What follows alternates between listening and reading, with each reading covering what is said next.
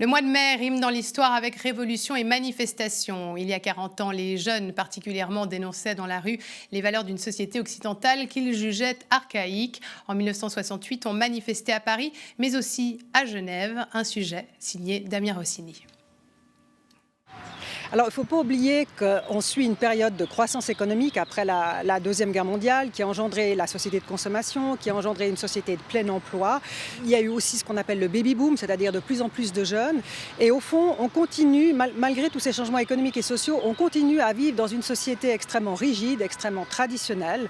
Et on a le sentiment d'une espèce de couvercle qui étouffe au fond les libertés individuelles. Le démarrage du mouvement étudiant à Genève a porté sur la question de la démocratisation des études. La mise en application de la loi s'avérait décevante pour les étudiants et donc ils ont commencé à protester contre ces lacunes, ce qu'ils estimaient être des lacunes de la loi. En mai 68 à Genève étaient organisées les journées de l'armée qui provoquèrent des contestations au sein de la jeunesse. À l'époque, le chef de la police s'appelait Henri Schmitt. Qu'est-ce que nous crions dans les manifestations? Schmitt, salaud, le peuple aura ta peau.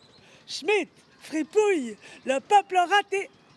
Je m'arrête. Des contestations dont l'université se fit l'amphithéâtre. L'aula de l'université s'est transformé en un lieu de débat intensif entre les jeunes de la société genevoise et pas seulement les universitaires. Les gens ont commencé à parler.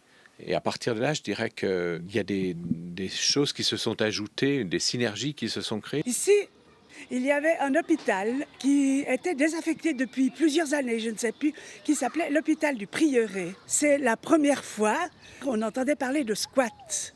Et occupation de lieu, eh bien, c'est fait en priorité pour nous, habitants des Paquis, dans cet hôpital. Arrivé en même temps que les événements, le mouvement des squats illustre une partie idéologique avortée de mai 68.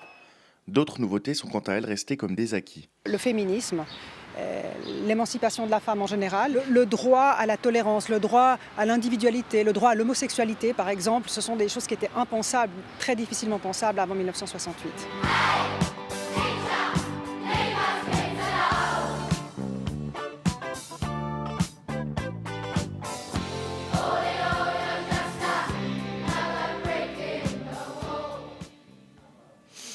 C'est la fin de ce journal. Merci de l'avoir suivi. Bonne soirée à toutes et à tous et à demain.